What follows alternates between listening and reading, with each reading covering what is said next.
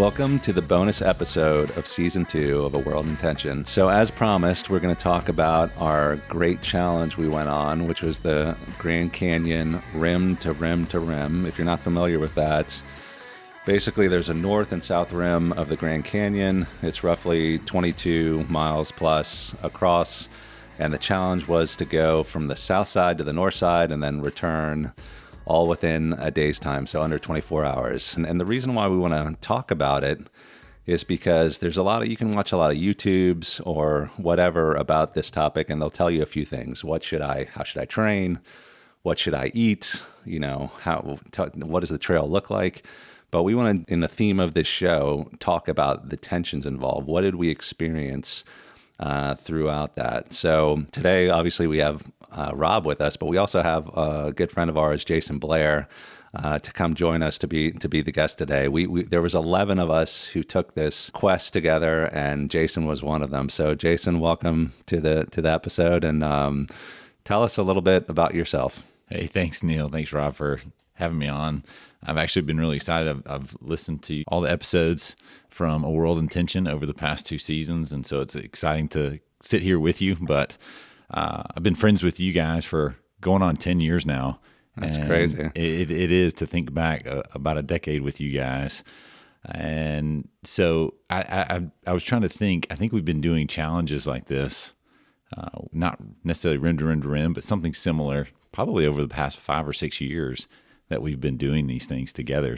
And Jason won't tell you this about himself, but he's like, Mr. CrossFit. And I don't know if you still do CrossFit, but there was a time where Jason was really into it. So he's a very, very fit guy. Basically, if you want to have a friend that humbles you physically, that's Jason Blair. He's shaking his head, but that's why I'll say it out loud. Rob, you want to chime in? I would add this, that Jason was really our trip coordinator. That's true. And I really appreciated the work that went into that. So not only is he in shape to do these things, but he does a great job coordinating. So well, that's nice of you to say. I did definitely geek out on getting excited about it, planning for it. Any of our family vacations, my wife is all about the details. But something like this, it was you. Huh? It was totally. It was up your alley. I was excited to get involved with it. So how we want to break this down is we want to talk about the tensions we were experiencing pre-hike, mid-hike, like during the hike, and then post-hike, and then kind of summarize it at the end to see how we think God impacted us. I mean, the whole point of what we're doing, if you haven't listened to our podcast before, is we want to press into the tensions. We don't want to see it as uncomfortable or something we want to avoid, because there's usually a lot of lessons you can learn. And I think on this trip, certainly, I'll speak for me, there were some lessons I could learn, or I did learn from it. And I'm excited about having this conversation. So, but before we dive into the meat of that, what do you think, just to kind of pique the interest here, what do you think was the most surprising thing on the adventure that happened that you weren't anticipating, that you couldn't imagine before leaving? I think for me, it was just the amount of reflection that goes into something like this that we look at as a specifically physical challenge. However, on the backside of it, it has become quite an exercise in what does this mean, not only physically, but also mentally and spiritually. I mean, I think that's a great answer, and it's exactly what we want to focus on, which is it's not just the physical, it's the connection to the spiritual and what we can learn from that and the value of athletic activity. So you guys ready to jump in? Oh, this is going to be great. I'm excited. Welcome to A World in Tension podcast, a place where we examine the opposing pulls and struggles of life to uncover clarity, purpose, and practical solutions. Come join us as we seek to get comfortable facing the uncomfortable. This is A World in Tension. February, I think, is when we really booked tickets for this thing. So February of 23. So a lot of time passed before this hike, and it required a lot of planning. What went into that, the planning and the training that caused some tension in your life? What did it bring up? I think just as we started talking about this, we bought plane tickets back in February, but the conversations probably went back even a few months before that. And it's this idea that sparks, and somebody brings it up, and I think we have always laughed because in this group and out of the 10, 11 guys that went, the quote always comes up, hey, you know what? Man, that's a really bad idea. But where do I sign up? When do we leave? That's true. And you say that. So as somebody says, hey, you know what? Let's hike 45 miles in one day across the Grand Canyon. The first question that I think rose up was, how do you even train for that? Well, I know for me, the intensity of saying 45 miles and then for me, the booking of the tickets and investing, some capital in it, it becomes real, right? And so it's interesting, but training for something when there's no pressure seems pretty easy to me. But as soon as you apply a little pressure, all of a sudden it ups the ante. And that was, I think, the first tension that I started feeling was like, oh, wow, I've got to get ready for this. It's not that I want to get ready for this. It's now I've got to get ready for this. And that changes something for me. I don't know if it changes something for you, but you're right. You had to pick that point where, okay, I need to get serious about actually training for this. And I was doing it, and included, like, what do? I was walking up treadmills at like the highest grade, right? Like stuff that I normally wouldn't do in a normal workout. But I would say my workouts were very worshipful. I was having a great time. And then the big tension hit for me when 5.5 weeks out, we were hiking to prepare our wives who were about to go out on the trip to do the rim to rim. And I sprained my ankle pretty bad. It was either a class 2 or 3, which is, 3 is the worst. And that was, man, that was a big deflator, because it's like all of a sudden you start asking, can I even go on this trip? What's going to happen? So that I think I had a little bit of a different experience than you guys, but that was the big one for me. I think that hit us all secondhand, like, because we saw you going through that, and as we've been planning for it for 9 months, and you get a month and a half out, and you have an injury like that. It was scary. Like, oh man, Neil's not going to be able to go. Like, what happens? You start questioning. You want to say, oh, this isn't fair, right? But then that's when you get into trusting in God's sovereignty in all situations. It was. I found myself on your behalf questioning or praying for you in that aspect. So. Yeah, and that one jumped quickly. We talk about these layers of tension. That one jumped quickly to me with a wrestling with God. Like, I've been training for months. Why would you do that? Like, why would you allow this to happen?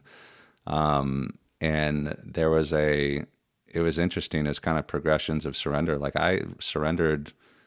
Well, maybe you just can't go on this trip as far as hiking. I was still going to go. I bought the plane ticket. I would maybe support you guys, crew you guys. But like, I really had to let go of that. And then when it became clear that, hey, I think you're going to be able to do this, then it was a surrender of, well, you can't run. And I really did want to run at some portion of it, but I just was unable to get the amount of, you can't just run for a week and be ready, right? That's literally when I could start running, was a week before. So there was a lot of letting go of that. Like, I guess what I'm saying is, we talk about, like, we're talking about this sort of thing because you can talk about the sovereignty of God and all this stuff, but until stuff happens to you that feels weighty, it's a true test. Like, are you actually going to let go of this stuff or not?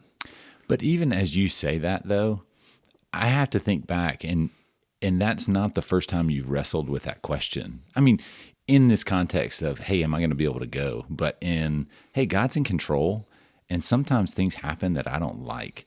And you have recognized that long before this. And for you to go, hey, you know what? God's in control.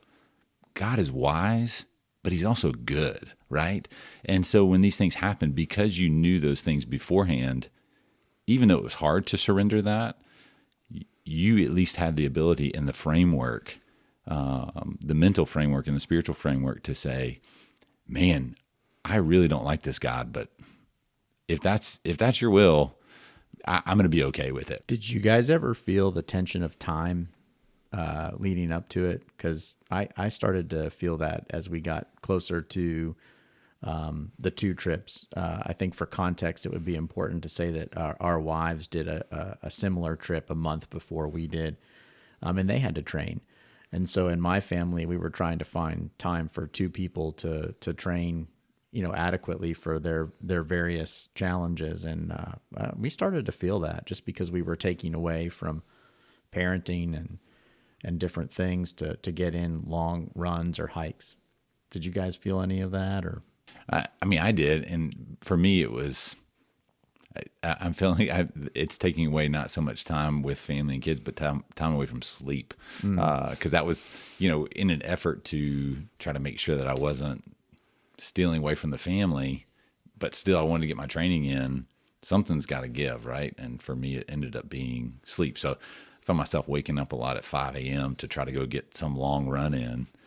Well, and I thought you were going to say something different with time, because this is something weird that I experienced that I don't even if I don't know I understand it yet, but like, and I don't know if you guys experienced this, but the days before, like a few days before leading up, and the thinking of packing the bag, it was like I was in quicksand. I don't know how else to describe it, but like it's like, yeah, I should probably pack the bag tonight, but I don't want to. Like it was weird. It's like a weird stuck. Like when you pack this bag, you're going. Like, even though I had the plane trips long before, but I don't know if you guys experienced that, but there's something about packing that bag that I was like resistant.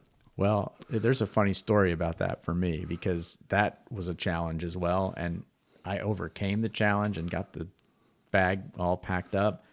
And then I just got pillaged in TSA.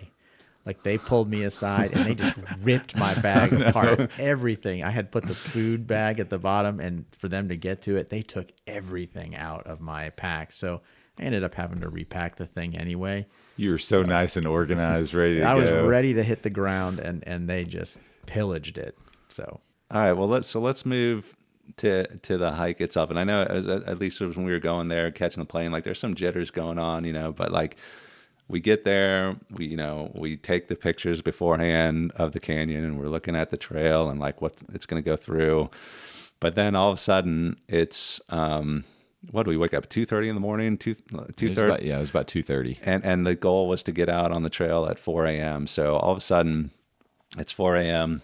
We got headlamps. We're out there, and talk about like what's going on during the hike itself. What tensions are you experiencing there? Well, I will say there was almost a sense of, you're really excited to get started and to get going, but I also had this opposite emotion of I hate that it's here, in the sense of, I mean, I've already said I geeked out the whole time on the front end. I had so much fun talking with you guys about the challenge, planning it, preparing for it. I found myself going, oh man, this is almost over. And we hadn't even gotten to the hike yet. But I was so excited to do this with you guys that, it's that same feeling of you look forward to your family vacation all year long, and it gets there, and the first day it's awesome, and then before you know it, man, snap, and that vacation's over. And you realize, man, nothing lasts forever, does it? And I knew that was coming even with this trip. But then you also have those jitters of, oh wow, we're really about to try to walk across the Grand Canyon here. This seems a bit overwhelming. For me, the hike, we had this little hike down a road, which is I think a half of a mile, and you guys at that point weren't with us because of the shuttle, but just kind of the darkness and getting started, that was probably one of the more reflective times. I had gotten into my head a little bit leading up to it, and so I was able to actually let go of some of the fears, but I was pretty nervous. Starting out felt good. It was a chance to kind of reflect, think, and then release. and get going. One of the things I struggled with was, and I won't get into the details of it, but I was having stomach issues. Let's just classify it as that, which I never have, like ever. And so to experience that throughout the whole hike really kind of messed me up in terms of, we had this plan to eat every hour, 250, 300 calories, somewhere around that ballpark. And when you're feeling stomach issues, you don't want to eat. And I knew that that was not a good thing. I was hoping it would go away, but it persisted with me. So that was one of the big ones that I was wrestling with myself. But I also would say with God, like you start piecing this stuff together and you're like, and I forgot to mention this earlier, I was having these hip issues before, I resolved it, then I had an ankle issue, and now during I have this, and it's this why question again. So I really think I was getting pressed in that question. So that was a big one for me. I think the other realization too, if you haven't hiked the canyon from the south to the north side, that last 3 mile stretch, like we knew the last 5 miles, and it probably ended up being like 6, was going to be hard. But that last 3 miles was the hardest stretch of hike, like 3 miles, that I've ever done. And I think it was a bit of a punch in the face to most people right before getting to the north side. Well, I mean, there's the famous Mike Tyson quote, everybody has a plan until you get hit in the mouth. and that last true. 3 miles hits everyone in the mouth. And I think to put that in a little context, you've got 3 miles left to go. And I had a watch that was showing me the elevation. And so to know we've got 3 miles left to go and about 3,000 feet of elevation gain. Yeah, that puts it in perspective. It makes you realize, we've got a big climb, not just a long walk. So what else were you guys wrestling with at whatever level? We haven't talked a lot about wrestling with others, yourself, with God. What's going on here? The middle part of the hike started the real spiritual wrestling for me, or the internal tensions. I'll admit that some part of doing these challenges for me gives me a sense of pride in my abilities to do things. I've never been a standout athlete, but I've really enjoyed these long endurance challenges. And so, I get down there, the sun rises, and the reality of where we are kind of hits and passes in a sense. And, I'm now seeing, hundreds of people down there, and they're passing me. And I was just like, whoa, this is not as special as I think it is. There's a lot of people down here. And if I'm honest, that was a little demoralizing. Everyone's had that experience in a 5K or a 10K of having someone pass you, and you're like, how is that person passing me?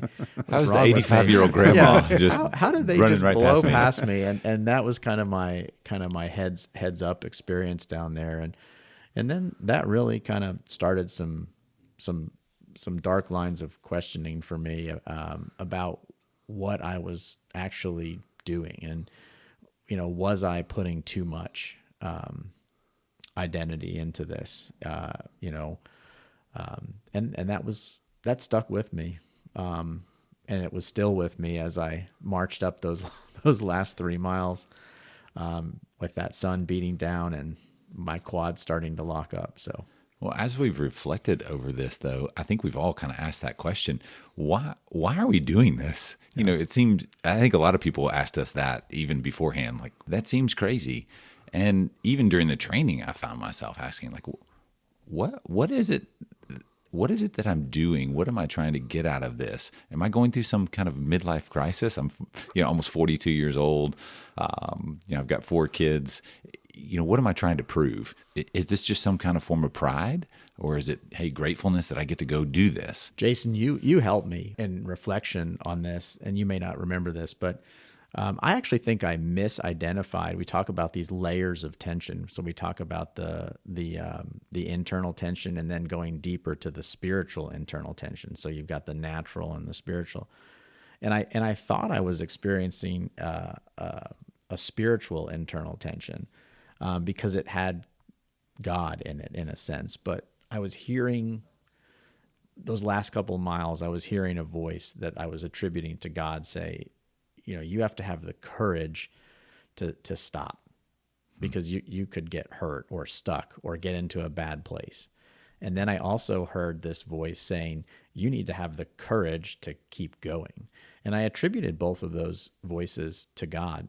And I was really struggling with like, well, what am I really hearing here? And you said, well, maybe God wanted you to learn from both of those perspectives. And maybe as you process moving forward, you can learn something from both of those conversations. I think in hindsight, I really think that was more of a kind of a natural internal tension. It was kind of a logic thing, a logic puzzle that I was dealing with.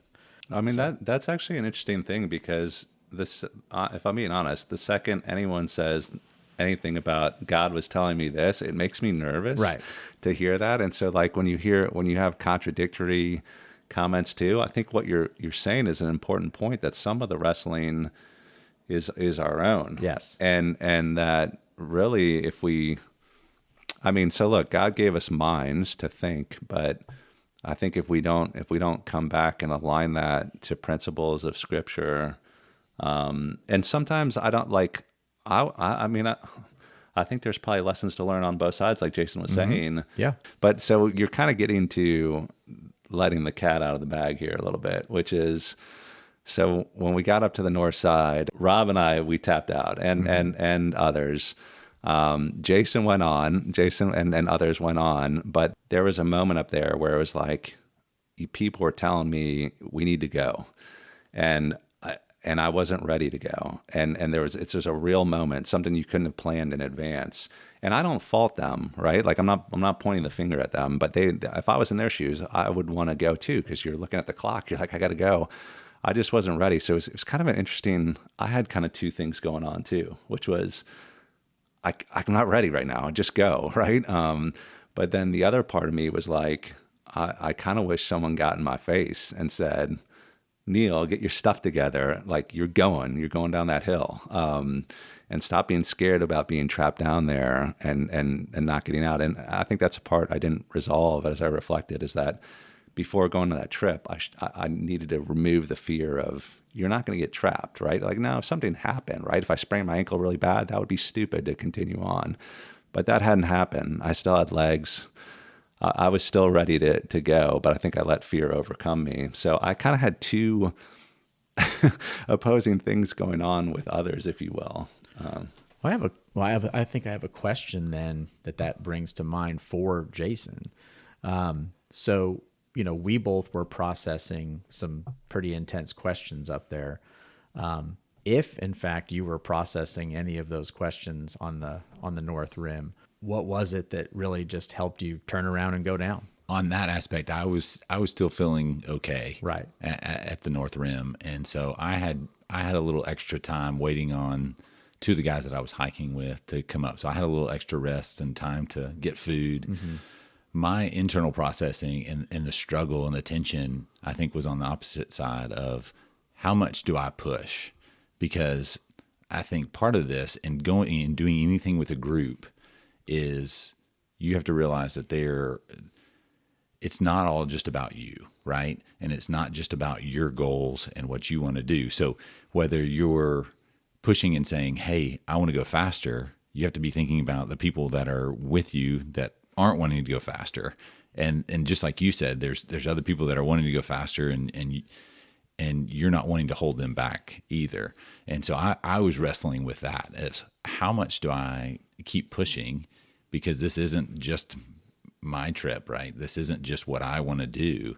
So the two guys that I happen to be hiking with, I was wrestling and saying, you know what, I need to have some patience and realize, hey, let's enjoy the process. And when I finally said, okay, let's relax a little bit on my time goal, the hike became so much more enjoyable, right? And I was enjoying the time with the two guys that I was hiking with more because I kind of released my expectations. I had thought in the plane, what I need to do is spend as little time up there as possible.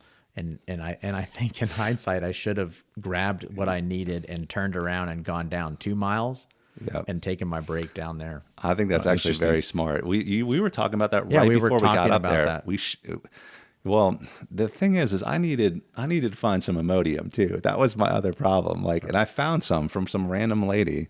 But I think that actually is a very good plan because you don't want to hike back up those 2 miles that you just did, right? Like you're Exactly. in. These were the longest 2 miles of my life. But what's interesting, and I think what that reveals, is how much of a mental component this was. Oh my gosh. I think we looked at it as such a physical challenge and preparing physically that to some extent, I think many of us, you negate the mental component to this and how much mental preparation goes into it and what a mental mind games you do, because as your body is hurting and as you're going through that physical suffering at those last 2 to 3 miles, how much the mind games actually play into it as well. And I don't know that on the front end we talked about that very much or prepared very much for it. I think we all did, and maybe in our own different ways, but I don't know that we discussed that as a group either.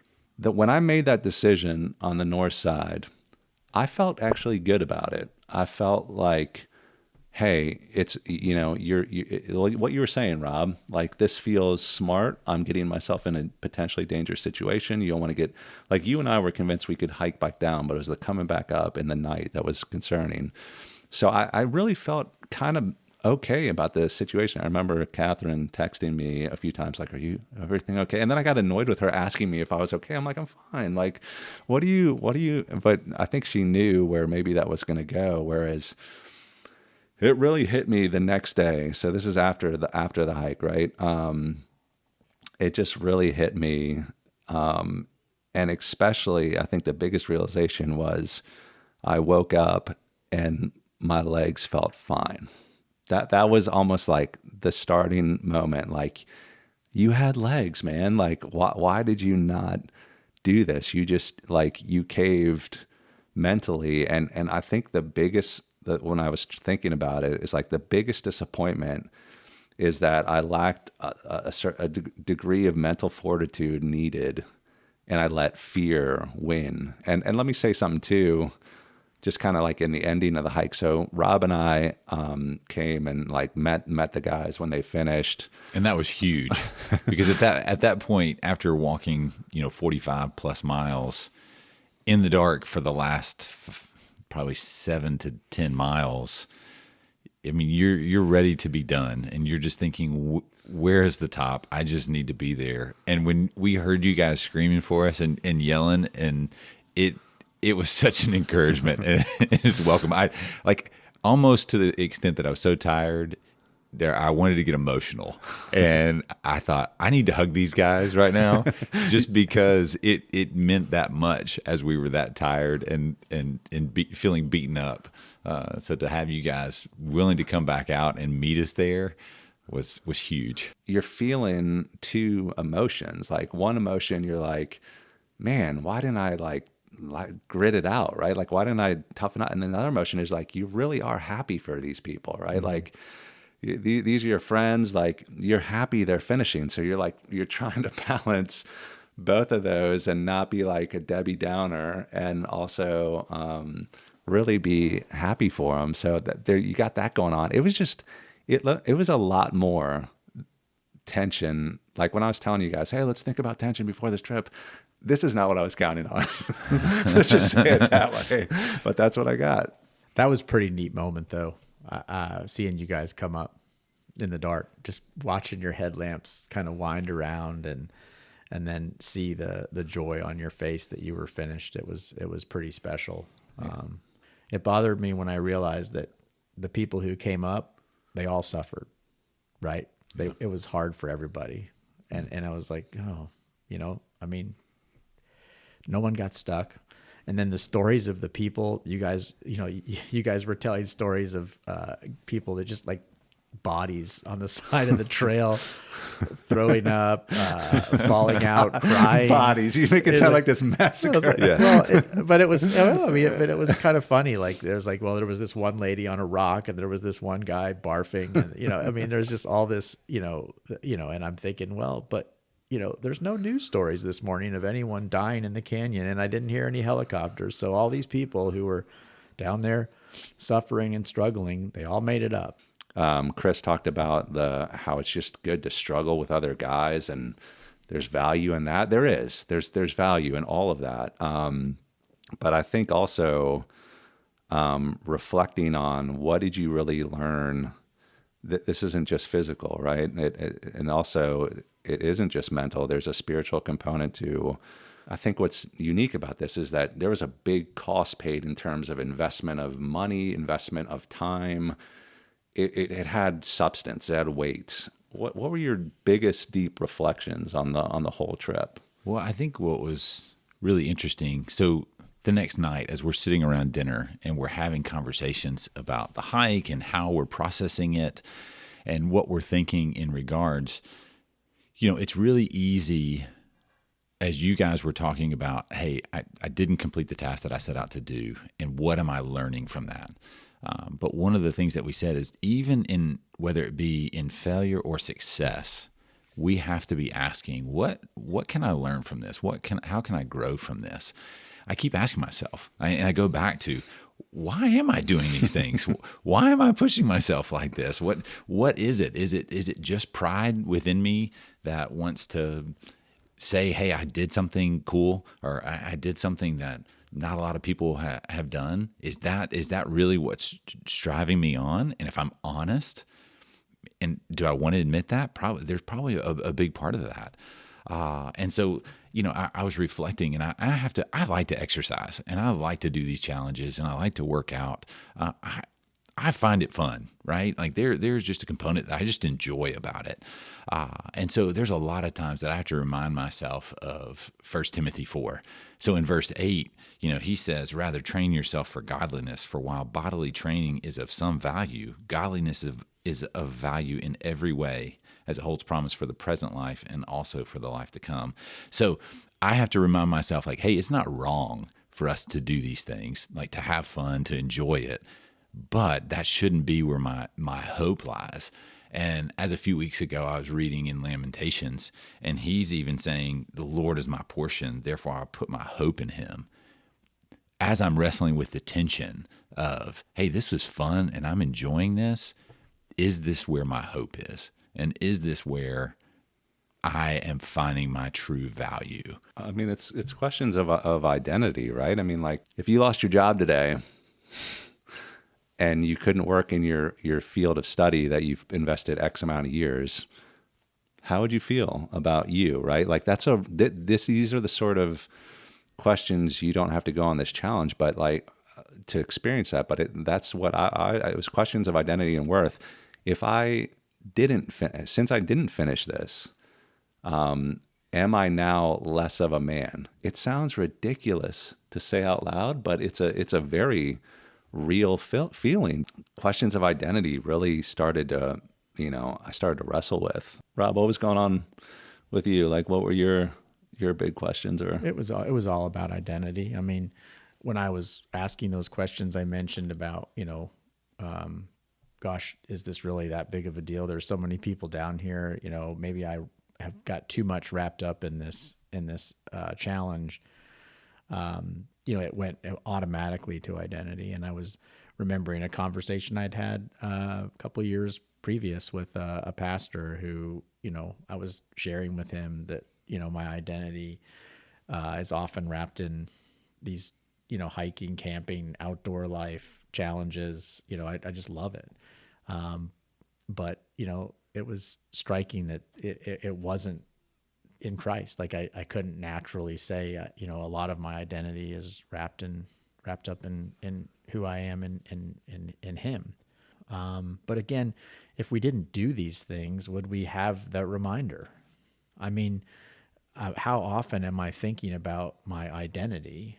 It takes, in a sense, it takes challenge. It takes being uncomfortable to even ask these questions. When I'm just getting up and going to work and living life with the family and doing the things I do every day, I'm actually not thinking about identity very much.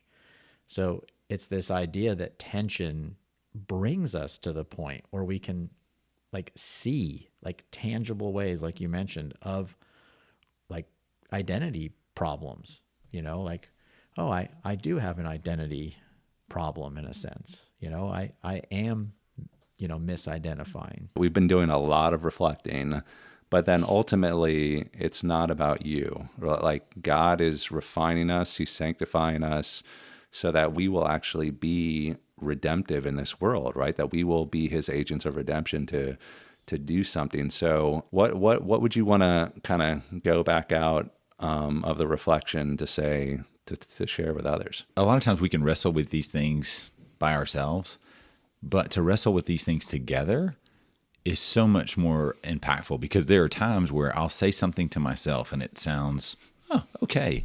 But then you speak it out loud and you realize how ridiculous it sounds, or, how crazy it sounds. And you just need somebody else to hear that. But even just looking at what we did together, it created time for us to be with other men and just to create an environment where we could have time to talk and discuss these things, because so much in our world today revolves around, hey, I've got to hurry, I've got to go to work, I've got to spend time with my family, I've got so many different things to do, that friendships with other men in our world tend to get pushed to the side. And to take an opportunity and to make sure that we're digging into the Word and digging into hard conversations and hard questions with other men help to facilitate these aspects of how do you wrestle with the tension? How do you push into it? Because in our world, it's almost frowned upon to have a deep, serious conversation. If we're not talking college football and NFL, then we're not a man's man, right? And even though we're talking about a challenge that we went to do, a lot of it was just setting up time. We spent a lot of time together in cars and on planes, and even walking along a trail together, where all there is to do is just, let's have a good conversation. Yeah, so I think, you're kind of talking about the value of community, but then also something we talked about off air, which Chris was talking about, which is guys can't just kind of sit down on a sofa, even if they watch like a football game. It doesn't get to a certain level. You have to do something together, usually, guys, like some action that is maybe suffering a little bit, maybe a little bit of a struggle, maybe some common goal. That's what brings out the conversation, not the, hey, let's sit down with coffee cups and talk. It's the stereotypical ladies like to be face to face and guys need to be shoulder to shoulder. Exactly. But I think you're pointing out that's a good takeaway, the value of community, and maybe guys have to think about differently what community looks like, and don't just say, well, I just can't connect with these people. Well, when's the last time you tried to like go out and do something with that group of people? I think that changes the dynamic. Sure. Absolutely. So what's your takeaway, Rob? I've come just through a pretty difficult season of life, and I run a fair amount with one of the guys on the trip, Brian, and we'll have deep conversations occasionally, but it's a run, and you get in your car and you go. But I had a great conversation with him on this trip about being present in the moment. And he's a counselor professionally, and so I think he put on his counselor hat for a little while, and he said, I think it's good. I think you recognizing that being present in the moment is something you're struggling with, and it's good that we can talk about it. And he even mentioned something about accountability, and to have a conversation long enough to identify an issue in my life. And then to kind of set up a little bit of accountability with a brother, I think it was a very important thing that I took out of the trip, and I don't think it would have happened outside of the context of this kind of thing.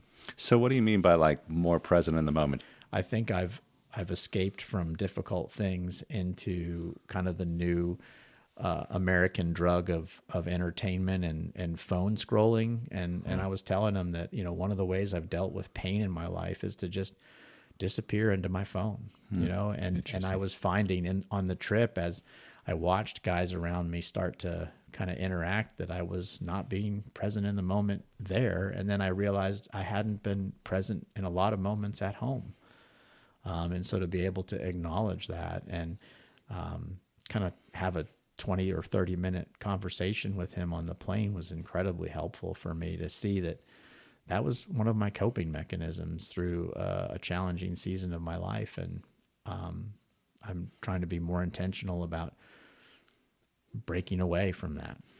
Yeah, we were joking about how in the Tension of Time episode that you're like, if I want to move some jewels around on the game for a little while, that's my prerogative. But I did. I actually said those words. So he's like, I want to go back and cut that out because that was actually my coping mechanism. Well, no, maybe just repent and say, look, no, maybe it isn't my prerogative to just escape into those mindless games. So that was just funny. I recant. To recant.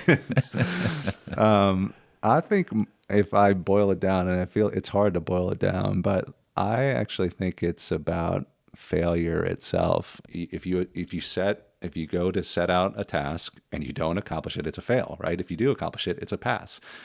When you look at that, and it's like, well, yeah, but you hiked one way across. That's like a lot of people can't do that. Why is that a failure?